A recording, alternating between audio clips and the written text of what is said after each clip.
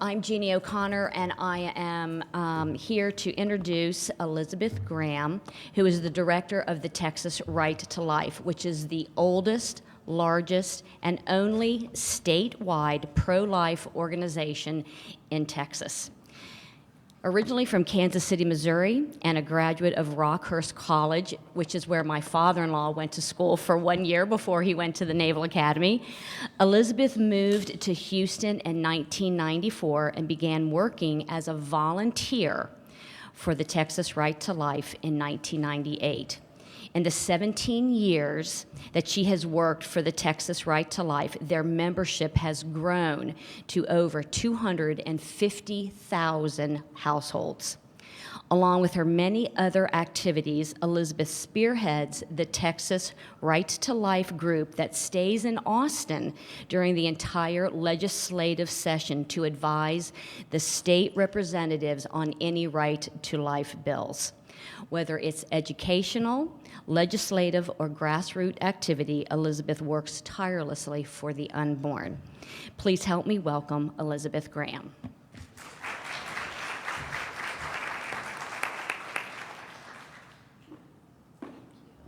And yes, she is a Royals fan and a Kansas City Chiefs fan, and hopefully they'll make it to the World Series. Go Royals. Today's a deciding factor of that. I know. Yes. So if you don't know, the Kansas City Royals are in the American League playoffs and with the Toronto Blue Jays. And so today's a deciding factor whether they win the American League championships, which is an important fun fact for you to know. Well, I'm so glad to be here. I'm so impressed with this crowd and these young women, and I'm excited that there are actually people who are going to join the fight when I'm old and gray and I'm closer than you think. So I'm thrilled to be here at the Clare Boothe Luce Policy Institute. Texas Right to Life, we've actually enjoyed a long-standing relationship with the Clare Boothe Luce Policy Institute and also with Michelle's husband, Ron Robinson, at the Young Americas Foundation. We're very grateful to stand alongside such committed women in the fight to defend our freedoms and our faith, and of course, in our fight to defend the right to life. Texas Right to Life is a nonprofit, non-sectarian, nonpartisan grassroots organization, and we seek to defend the right to life of the unborn, the disabled, the sick, the elderly, and the unloved. We do that through legal, peaceful, and prayerful means. And we say that we do that from womb to tomb, so from fertilization until natural death. We have many educational programs on college campuses and high schools, but we also spearhead the lobbying efforts in our state capital. The role of politics in pro-life advocacy cannot be overstated. Clare Boothe Luce knew this, and she lived this reality. She recognized that political action and pro-life conviction are indivisible. She recognized that being personally, that I'm personally pro-life, that popular limp sentiment which has ushered our country into this human life mess was not enough to guarantee life and protection for vulnerable persons. Clare is remembered as a feminist, but I suggest that her belief in the equality of the sexes was predicated upon a deeper understanding shared by our founding fathers that all humans are created equal. Zygotes, embryos, fetuses, newborns, adolescents, adults, the elderly, men and women, the healthy, disabled, men and women, and everyone in between. Clare and her compatriots knew and recognized and advocated that all these humans held equal value and significance. If humans are not equal, upon what foundation does the feminist belief that men and women are equal stand?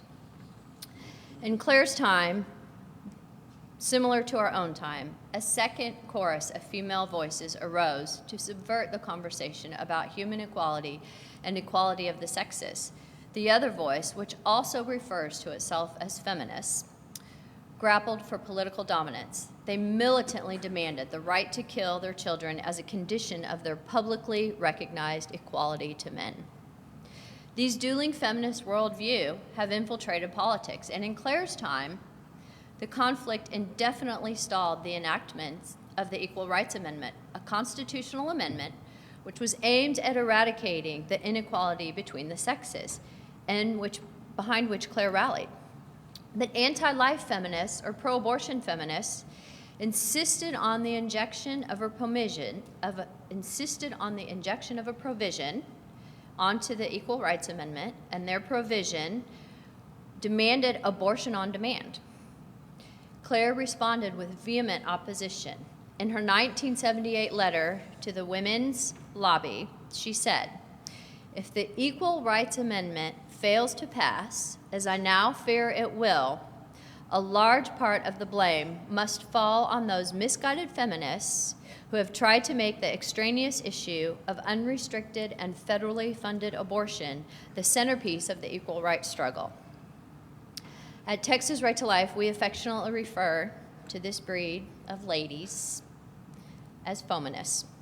Decades later, these liberal feminists they're still trying to insert the extraneous issue of unrestricted and federally funded abortion into public policy and into the public sphere.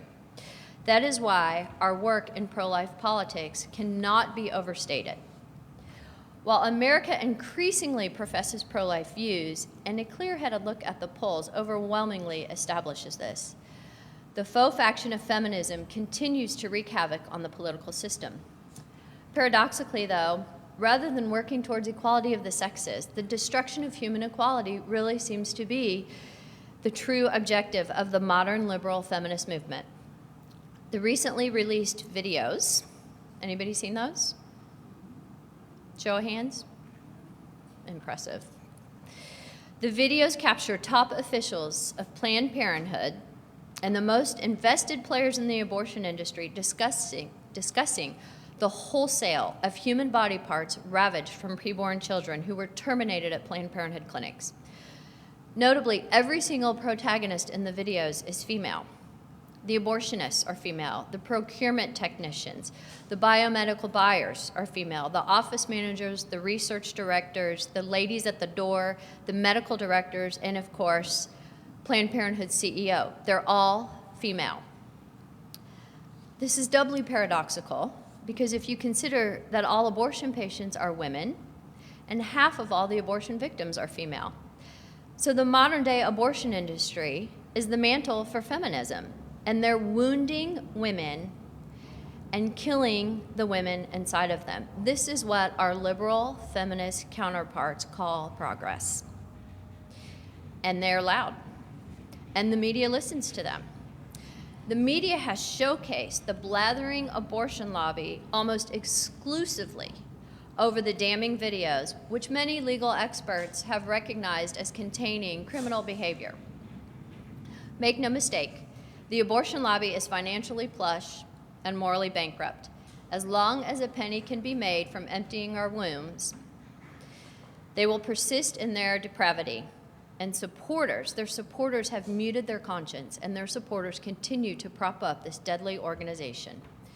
The Center for Medical Progress, their videos prove beyond a reasonable doubt that no money-making endeavor is off limits to this abortion behemoth. As long as they can profit from elective abortion on demand, Planned Parenthood will push back against every single restriction, against every single law, against every single policy, while trying to widen their client base. If they strike down all the laws and restrictions about what they can do and who they can serve, they get more women in their doors. Absent a vanguard of pro-life politicians, such as Connie Burton, lobby groups like us, and activists like you, like each of you, keeping a watchful eye on every bill and amendment that passes through state and local government, we can be sure that these liberal feminists will undercut the right to life at every chance. And when one of us is devalued, every single other person is devalued and at risk. Assembling and maintaining this vanguard is a primary goal of Texas Right to Life. Like the Clare Boothe Luce Policy Institute, we recognize that the state and national interests of protecting our most vulnerable citizens must be key to every other type of activism. Sadly, Texas bears the burden of Roe v. Wade, the 1973 decision by the U.S. Supreme Court that legalized abortion in all 50 states. We produced the plaintiff and the attorneys who fought for the decision, and we're embarrassed by that. And now that Texas has turned red, we bear the pressing burden to flip Roe v. Wade. Abortion started in Texas, and we want to end it in Texas. The death toll in America is already in the tens of millions, and those are only the abortions of which we know. There could be double that number that aren't reported. But the state-level efforts of the pro-life lobby are so important. You hear states across the country passing pro-life bills. Governor Bobby Jindal, he just defunded Planned Parenthood through Medicaid. He did something really great. Have you all heard about this? So Bobby Jindal, governor of Louisiana, the Planned Parenthood protesters were outside either his office or the governor's mansion because he was making efforts to defund the abortion lobby and the abortion industry in Louisiana after the videos had come out from the Center for Medical Progress.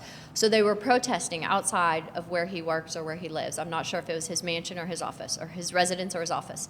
So he put up huge screens that broadcasted these videos so that the people protesting would actually have to see how their abortion lobby is cutting up the parts of babies and selling them. It was brilliant. But efforts like his and what we've done here in Texas are having an impact. They're having an impact on the culture, and they're having an impact on women's lives, and they're changing the conversation like Marlene was just talking about. That reduction of the number of abortions across the country, but also in Texas, can be directly attributed to the expansion of alternatives to abortion, whether those are pregnancy centers, people praying on the sidewalks, people ministering to pregnant women, activism on campus. The reduction in abortions can be directly attributed to efforts like that, as well as pro-life laws. Texas Right to Life spearheaded the passage of some of the most significant pro-life laws in the country.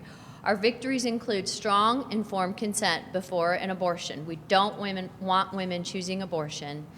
Our sentiment is, if we provide them as much information as possible beforehand, they might change their mind. So we put in a 24-hour waiting period between the time a woman calls a clinic and goes back for her abortion. And there are a few other hoops in there that deter women from choosing abortion. That's called the Women's Right to Know Act. That passed in 2003. Our sonogram law passed in 2011, which is also when Texas Right to Life led the defunding efforts here in Texas, and 12 clinics closed after 2011. But our sonogram bill included a provision that said the sonogram must be displayed in a manner so the woman can see the sonogram. So the technician can't turn the screen away from the woman and hide in the corner and just say, oh, I don't see any activity. What's awesome about that is that the Louisiana legislature was in the process of passing their sonogram bill too. And once the courts ruled the Texas sonogram law as constitutional and legit and a good way to add to informed consent, Louisiana then put that same provision in their law about keeping the sonogram in the woman's line of sight. Better yet, Congressman Jim Jordan, a doctor from Florida, I think he's from Florida, might be North Carolina. It's one of those great conservative states. Congressman Jim Jordan changed his federal sonogram bill. That's not passed, but he changed his language in the federal sonogram bill to mirror what Texas has done as far as the line of sight issue. We also, of course, passed House Bill 2 in the summer of 2013. This law has endlessly volleyed from court to court because the abortion lobby does not want to meet the same health and safety standards that other medical clinics have to meet.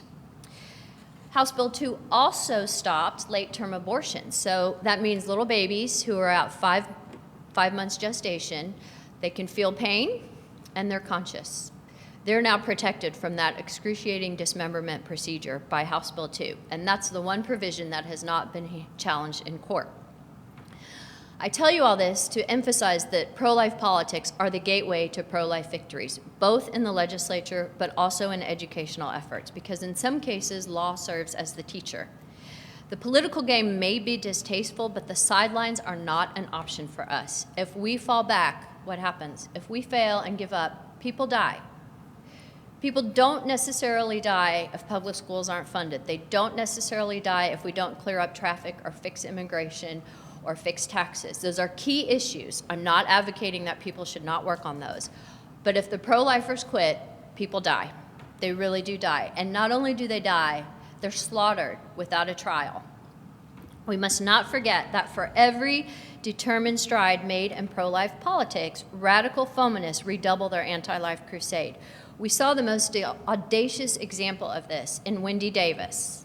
Anybody know who she is? Abortion Barbie. Thank you. We now have that state Senate seat taken back, thank God, by pro-life Barbie, Senator Connie Davis. In her glorified pink sneakers, and she does know we call her that, Senator Burton does.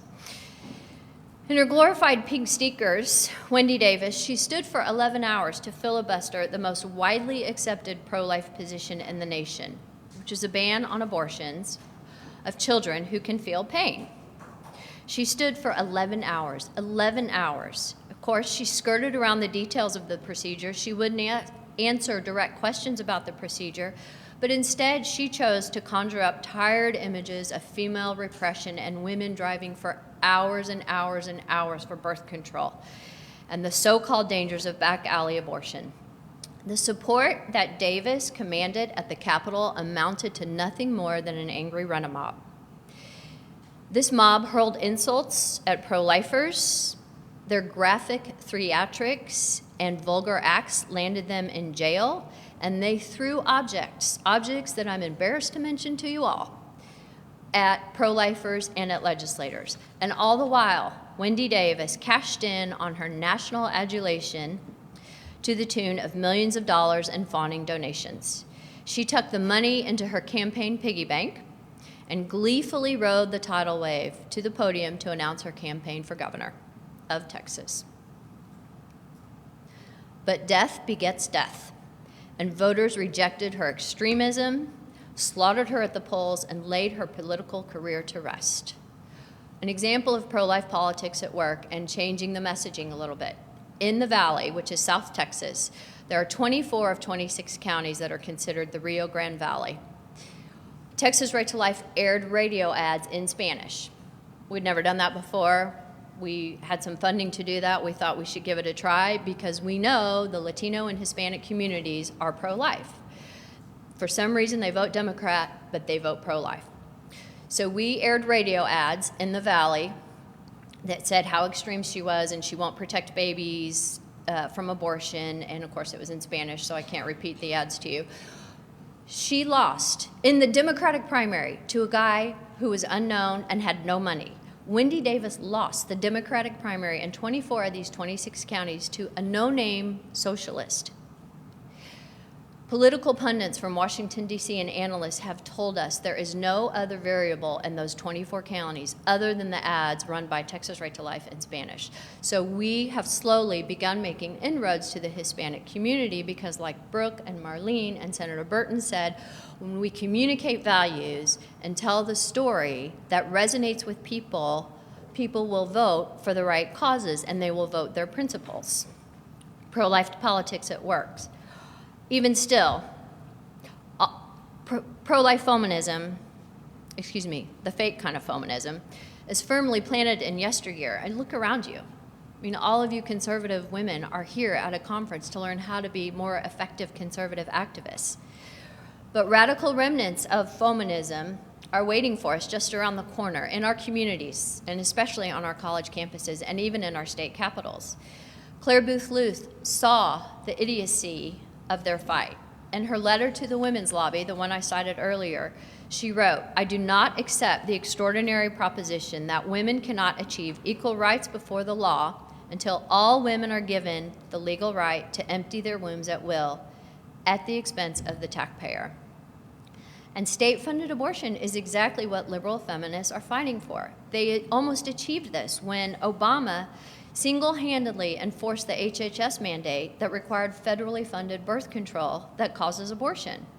But most disturbing is the broad support base that still props up Planned Parenthood and the abortion industry, despite the legion evidence of their barbaric and illegal practices.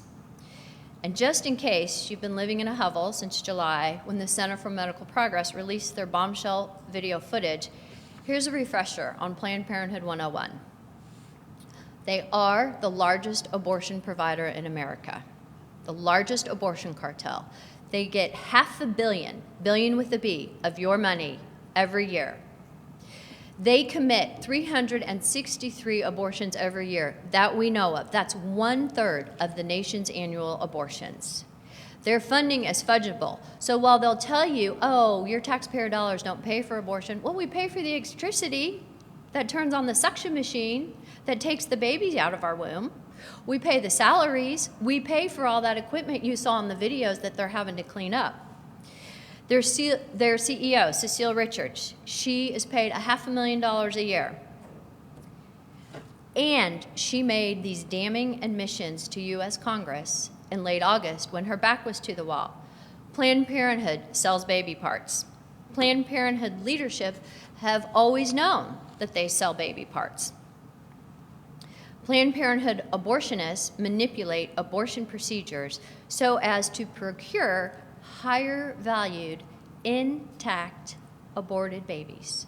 So they change the procedure so the baby comes out whole, the dead baby, forgive me, so they can sell the dead baby in one piece for more money than if they chop them up inside. Now, I'm not so naive to know that in a room full of women, someone here may be struggling with the pain of a past abortion. Please understand that you are welcome here, and we ask you to seek healing so that you are comfortable with your pro-life values. We know it's a very sore subject and very hurtful. My job here today is to let you know how pro-life politics is important to the pro-life cause. If you are one of those women, we ask you to seek the courage to share your story, because other women heal when women who have had abortions share their stories. And you help other women not choose abortion so that we can end the pain and suffering on our feminist cause. In 1809, Thomas Jefferson said, "The care of human life and not its destruction is the first and only legitimate goal of good government." Can anyone coherently argue, knowing what we do about Planned Parenthood, can anyone coherently argue that American taxpayers have a legitimate reason to fund the abortion behemoth? A strong argument should and could be made that we have an obligation to shut down Planned Parenthood in light of what we now know. They're undergoing a new wave of government scrutiny, thank God, it's long overdue, carried out by politicians who are unyieldingly pro-life. The organization is also the target of state-level investigations all over the country. Texas has led the charge. Actually, Louisiana was first. We were first in 2011, Louisiana was first this year, and now we're second this year. We'll let Louisiana have that for a little bit. Missy Farrell, who is the research director at Planned Parenthood Gulf Coast, that's the big one. That's the biggest abortion clinic in the Western Hemisphere, the one in Houston, 7 stories, 78,000 square feet. She was on video, and her revelations about the internal operations of Planned Parenthood in Texas caused our own state's Health and Human Services Department to yank the Medicaid contracts from Planned Parenthood. That is pro-life politics at work, when our governor and our elected officials see what Planned Parenthood is doing, and they go through the state agencies to change the policies and yank the contracts. A few examples of pro-life politics at work in that regard. So, besides my staff, who can name the governor of Texas? Excellent. And his name is? Greg Abbott, excellent. So he started out as a local judge in Harris County. My husband and I used to see him at church, and we knew him, and we endorsed him, and we interviewed him, and he was a big admirer of my father-in-law, Dr. Joseph Graham, the belated president. Belated? Yes, he's passed. I was thinking there was a different word for that. Dr. Joseph Graham, our president and founder. So Judge Abbott and Dr. Graham were friends, and my husband and I knew Judge Abbott. Well, as a judge in Harris County, he wanted to run for Supreme Court of Texas. So Texas Right to Life interviewed him, supported him because he was very pro-life. Well, after that, he ran for, successfully, Attorney General. And as Attorney General, he gave several rulings and opinions to affirm the pro-life laws that our legislature passed. In fact, on that informed consent issue that I talked about, the law that we worked on in 2003, Abbott gave a ruling when he was Attorney General that said that informed consent law, the 24-hour waiting period, and giving a woman the information before abortion applies to RU 486, meaning the abortion pill. So he clarified that the new informed consent law not only applies to surgical abortion, but also this medical abortion. And then he gave us another ruling much later. He has given us several, so I won't bore you with all of them. He gave us another ruling saying that our own state agencies could decide how and what federal rules we wanted to enforce or we wanted to adhere to in Texas. And that was key for us when we decided to change the rules for family planning, which is also a misnomer for Planned Parenthood money. And now he's our governor. So local pro-life politics do matter. Ted Cruz, he was our Solicitor General when Greg Abbott was Attorney General. We knew him then, we worked with him then, and he didn't make the steps that Abbott has done. He just shot right to the top. Nevertheless, that afforded us an opportunity to be comfortable with his pro-life views and start a working relationship, which we hope will continue. Another great example of pro-life politics at work, at least in our experience, Ellen Troxclair. Her maiden name was something else when we first met her. She was this cute little college intern who was finishing college in the office of a state representative, a prominent pro-life state representative in the Texas legislature. And she sort of was awakened to politics and became real interested in politics as a staffer. Well, now she's Ellen Troxclair, and she serves on the city council in Austin, which is crazy. Austin City Council is more liberal than you could probably ever imagine. Might be as bad as New York City Council or somewhere in California. Ellen Troxclair, it's a difficult last name, called Texas Right to Life this week because of the relationship we had with her in the Capitol and said, Planned Parenthood is losing all its money. They're now coming to the city council because they want the Austin City Council to authorize us to tell our lobbyists that we want our lobbyists to lobby for Planned Parenthood money. And she said, what do I do about that? And so our legislative director and a couple of our legislative team members went to the Austin City Council to testify against that. But I was thinking, if we had not befriended her or she didn't know who to call or have a pro-life resource in her Rolodex or her contacts, she may have been the only person sitting on City Council and have not been able to tell pro-lifers what they're doing. And there's another guy on City Council, too, who started a chapter of Texas Right to Life years ago. I tell you this to emphasize that pro-life politics, even at a local level, cannot be overstated. All this sounds really good, I know, but it's so important because look who's in the White House. He's so enamored with the abortion industry, and he thinks abortion is so key to the feminist movement that he publicly said, God bless Planned Parenthood. You may be thinking, yes, this is bad, but what can I do? Here's what you can do. First of all, become informed. Find out where your local pregnancy centers are. Find out where your local alternatives to abortion are. You may be the only person who can help a friend who's experiencing an unplanned pregnancy. Know what your options are, know where to take them. If you think you don't know anyone impacted by unplanned pregnancy or abortion, you're wrong. 1 in 3 women now, the count is 1 in 3 women have had an abortion. You know someone, and it might be someone next to you in church, it might be someone in your own family. You know someone. Find out where the alternatives to abortion are so that you can be a voice for that little baby in your friend's womb. You also should find out where they are so that you can learn more about the pro-life movement through these pregnancy centers. Find out what they do, how they help women, what other medical services they provide. And that way you have sort of a non-confrontational way to learn about the pro-life movement through working or volunteering at a pregnancy center. It's very important. Watch the videos released by the Center for Medical Progress. Yes, they're gruesome. Took me 3 tries to watch the 5th one. I finally was able to finish it. My husband walked out of the room because he could hear the audio. He's our president of Texas Right to Life, and he couldn't watch them. Watch the videos. Share them on social media. Start the conversation. Start the conversation. Dispel the myths and the stereotypes, and the videos do that. Follow pro-life organizations like Texas Right to Life, like the Clare Boothe Luce Policy Institute on social media. Promote these organizations. Make sure that your friends and colleagues and people in your sphere of influence know there are pro-life alternatives to the liberal media. Know who your local, state, and national elected officials are. Every elected official, especially the guys, always want to hear from cute young girls. Know who they are. I'm serious. I don't mean that in a tacky way, but they do. They've told us before, don't send a hairy-legged guy into my office when you've got 2 cute girls you could send in. And they're not being fresh. They're just saying, I'd much rather talk to them than the guys. So know who your elected officials are. Set an appointment. Start a relationship with the staff if you have to. Tell them your concerns. Elected officials want to hear from you. Don't believe that they're so high up or they're untouchable. Probably a bad term to use with girls. Don't believe that your elected officials are unreachable. They want to hear from you. They work for you. You should be in touch with them, checking their progress and letting them know. What was happening today in U.S. Congress? Can anybody tell me? Besides you three. Well, yes, that was too, but that's not what I'm talking about, so that's fair.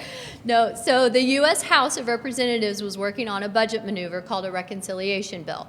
The reconciliation bill includes a mechanism to defund Planned Parenthood.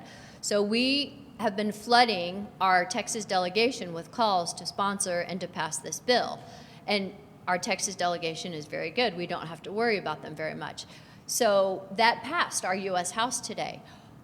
But because of our calls to their offices, all of their staff members have been calling us back. So when you are paying attention, your elected officials know, and they're very nervous. If they're squishy on life, they're very nervous. If they're pro-life, they are so glad for your encouragement. So please make sure you know who your elected officials are. A friend of ours, who is this cute little young housewife, called and said, I want to run for the water board. What do I do? And we said, we don't really think you have pro-life issues on the water board. It's called a municipal utility district, and those are so hotly political. But she's like, I'm just a little housewife. I have 2 kids. I don't even know what it means. And so she ran for office and won. And here we know that little Emily Pataki in Cedar Creek, Texas, she has experience. She's learning the political process. She's learning how corrupt these municipal utility districts are. And she may run for office as a state rep one day. That is a very important race, not for pro-life stuff, but to know where she stands now. Because when she starts moving up, we'll know that she's on solid footing, and she won't be one of the ones in the caucus with Senator Burton telling everyone, oh, it's too controversial, we're pushing too hard, we don't want to do that. So get to know your elected officials. The pro-life movement has something for everyone. No talent or treasure go unused. Sometimes working towards a pro-life future feels like 1 step forward and 10 giant steps backwards. But when I look around the room, I'm reminded of this new wave of feminists, the real feminists. I was going to say including you fellows, but there's only one here. The new wave of feminists are you. You are the ones who will secure our future and secure the future for our generations to come. I'm counting on you to not shy away from politics and to make your voices heard for a better tomorrow. Thank you.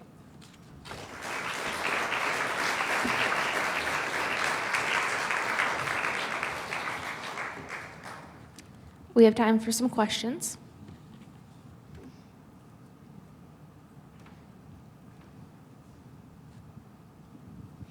Hi, I'm Caitlin Anderson, and I go to Baylor University.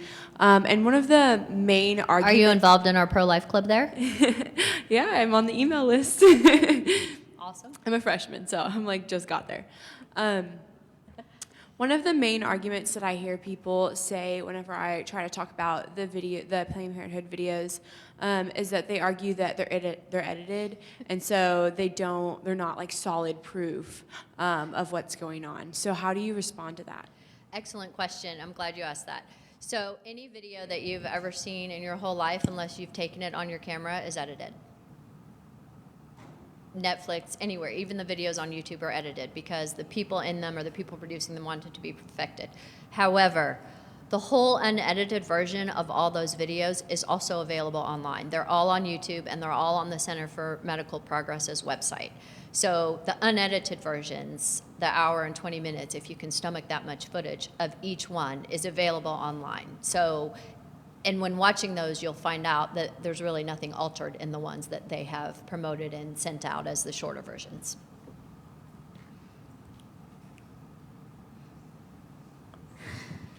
Hi, my name is Mackenzie White, and I go to Texas Tech University, and I also work for Congressman Mike Conaway, Oh, good. who I'm proud has voted 100% pro-life in his time in Congress. I was going to ask you, a lot of the... Are you a Red Raider for life? Yes, I am. All right. 2 for 2. Okay. A lot of the backlash I hear from being a pro-life woman is that all of these what-if circumstances, like what if some extraordinary event happens and a woman is to become pregnant, are we supposed to chain her to this baby forever and that sort of thing, which I personally don't have those Sure. feelings towards it at all. But how do you respond to that kind of backlash? Excellent question. So there's sort of 2 tracks for an answer on that. And I'll give you the political one first, which is when there's legislation going around that are being introduced that has an exception for babies who are conceived of rape and incest or women who are victims of sexual assault. Our position in the legislature is that if the bill is actually solid and will do significant progress as far as stopping abortion, we will consider including the exception. But the reason that we we usually do not, is because the rape and incest exceptions are a smokescreen for keeping abortion legal, because less than 1% of all pregnancies a year are a result of rape and incest. So that's a smokescreen. So they're saying, well, you can't ban abortion because of rape and incest. So they're saying you can't stop 1.2 million abortions in the U.S. because of this 1%. And so as far as legislation and politics, that's a smokescreen. Now, the other part of that is when there's a sexual assault, of course, we need to do everything we can to help a woman, but we don't help a woman heal from a sexual assault by taking her to a place that's going to murder her child. If you ask any woman who is suffering from the pain of abortion, who's carrying that with her, whether it's 2 weeks or 10 years, she will tell you that she thinks about that child every day and mourns the loss of that child every day. So what is more torturous? That a woman walks around with the emotional turmoil from being victimized by sexual assault, or that she walks, not that you can judge which one's worse, but you don't compound that by subjecting her to a decision that she'll regret the rest of her life. The other part of it is that the child had no child has any say in how the child was conceived. And there are so many people who would welcome that baby if the woman herself finds she can't care for the baby. There are so many people who would take that baby regardless of how the child was conceived. So on the rape and incest, did I answer your question? Okay. Another smokescreen that's being used as one of the hard cases is fetal abnormality. So if the baby's diagnosed with a fetal abnormality, we shouldn't, make the parents live and pay for those expenses. Well, first of all, prenatal diagnoses are wrong quite a bit. And secondly, we don't kill people who have disabilities, whether they're born or unborn. If you follow that logic, where we need to kill a baby who only has 9 toes or 1 arm, if we follow that logic, we're back to Nazi Germany, where we can decide who is the useless eater and who should live. So that's a very dangerous ethic to decide that people, women and men, or doctors should tell you when to abort your children. And the pressure to abort a baby who has a fetal abnormality or a disability is unbearable for women who fight the medical industry and who say, no way, we're carrying our baby. It's unbearable.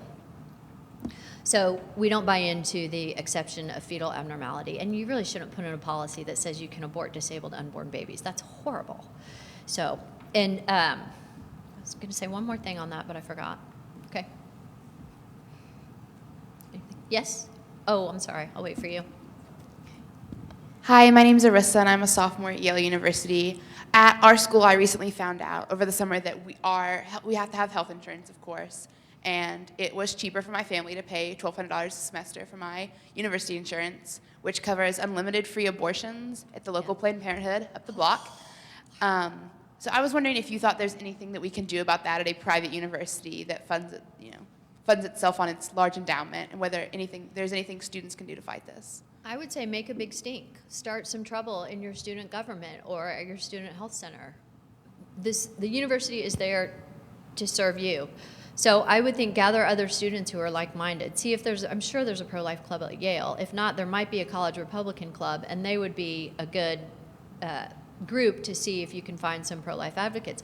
Look for a faculty sponsor who you think shares your views and your values. Look for an administrator who's high up. Look for an alumni who might be conservative, who gives the school a lot of money, and reach out to that alumni person. There are lots of ways to try and bear influence. Now, it won't be easy. It probably won't happen in one semester, but you could start some noise and some activists that might cause Yale to give you various plans of insurance, options for the students to choose from.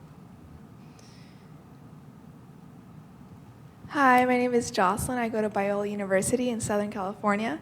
And I know we've been focusing more on abortion and the right to life there, but I know your organization also focuses on just protecting life until natural death.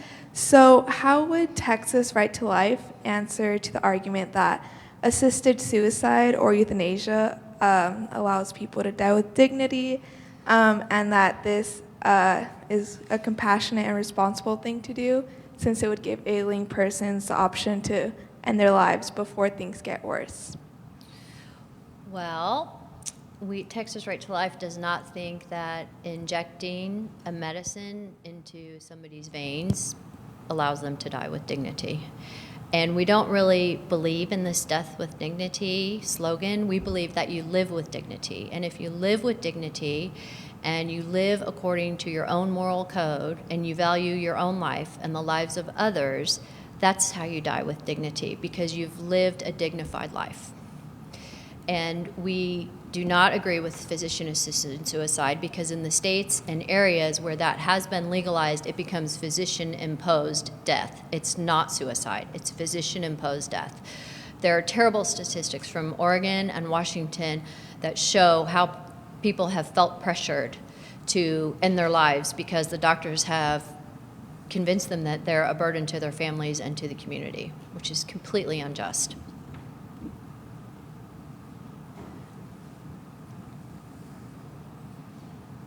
Hi, my name is Victoria, and I attend Gordon College in Massachusetts. Following in this vein of smokescreens and common arguments for the pro-choice movement, how do you handle the conversation about if a pregnancy becomes dangerous for the mother? Excellent, that's a great one. So in this day and age, there is very little chance that a pregnancy becomes dangerous for the mother, because the medical science is so advanced that doctors can usually treat both the mother and the child.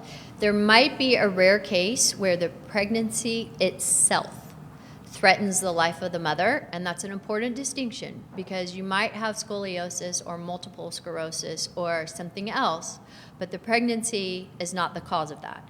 So we're always very careful to distinguish that a life-threatening condition caused by the pregnancy itself is very different than a woman who has other health problems, because generally an abortion is not an appropriate therapy to correct a woman's other medical issues. Does that make sense, or is that more confusing? Okay.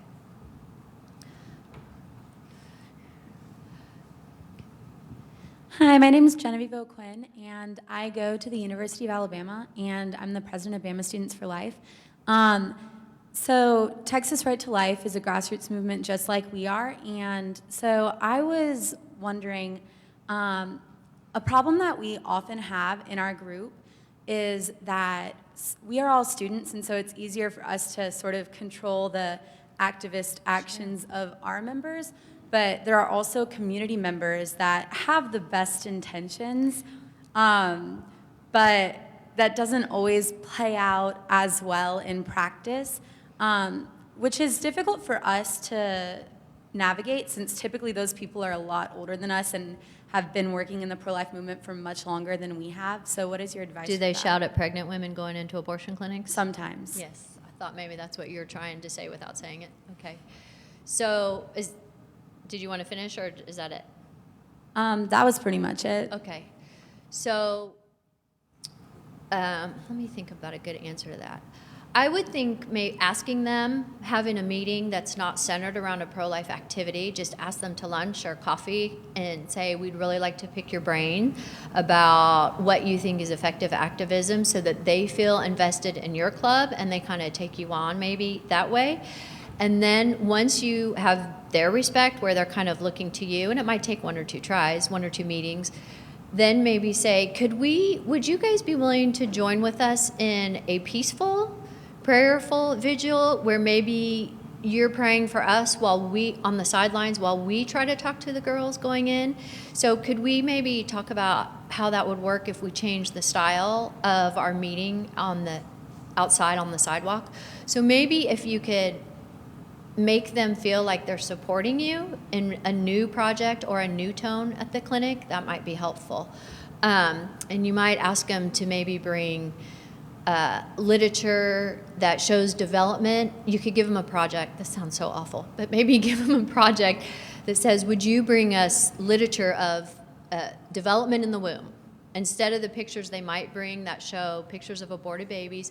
Those are helpful in certain contexts, but I have not found them to be helpful to girls who are abortion vulnerable going into clinics. They need love. They need strength. They need to be persuaded to come talk to you. And an angry messenger is not helpful in that situation. I mean, she's at life or death walking into that clinic. You've got to get her to come over and talk to you. And so if you kind of ask them to bring pictures of fully formed babies and what that looks like on fetal development, maybe you could give them a project and sort of cajole them into supporting you so that they're more in cooperation with kind of the new generation. But Rachel Bush, stand up so everybody sees you. Okay.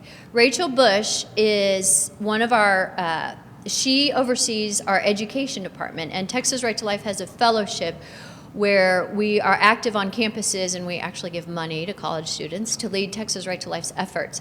And so Rachel Bush might have better ideas for you than I did on that.